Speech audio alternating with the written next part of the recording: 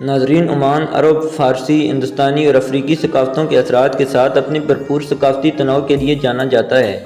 یہ تنوع اس کی زبان، فن تعمیر اور روایات میں جھلکتا ہے۔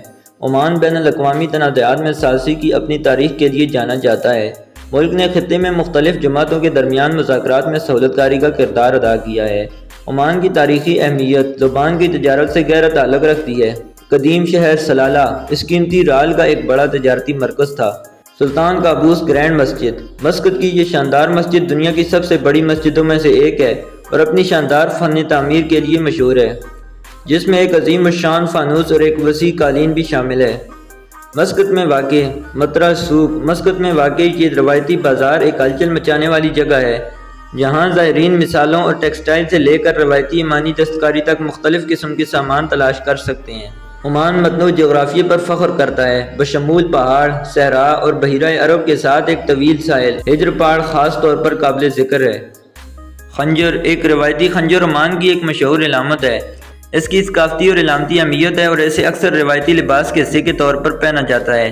عمانی ثقافت مہمان نوازی پر بہت زیادہ زور دیتی ہے اور ملک آنے والوں کا اکثر گرم جوشی سے استقبال کیا جاتا ہے اور روایتی عمانی کافی اور کھجوریں پیش کی جاتی ہیں۔ عمان میں دوفر کا علاقہ ان چند جگہوں میں سے ایک ہے جہاں لوبان کے درخت قدرتی طور پر اگتے ہیں۔ درختوں کی رال صدیوں سے عطر، بخور اور ادویات میں استعمال ہوتی رہی ہے۔ عمان نے سلطان قابوس بن سعید السعید کے دور میں بنیادی ڈھانچے، تعلیم اور صحت کی دیکھ بھال میں بہتری کے ساتھ نمایاں جدید کاری کی ہے۔ عمان کے ساحل سمندری کچھووں کی کئی اقسام کے لیے گھونسلے کی جگہ کے طور پر جانے جاتے ہیں، بشمول خطرے سے دوچار سبز کچھوے۔ راس و جنس کچھووں کو دیکھنے کے لیے ایک مشہور مقام ہے۔ عمان کھجور کے وسیع باغات کا گھر ہے اور کھجور عمانی کھانوں اور ثقافت کا ایک اہم حصہ ہے۔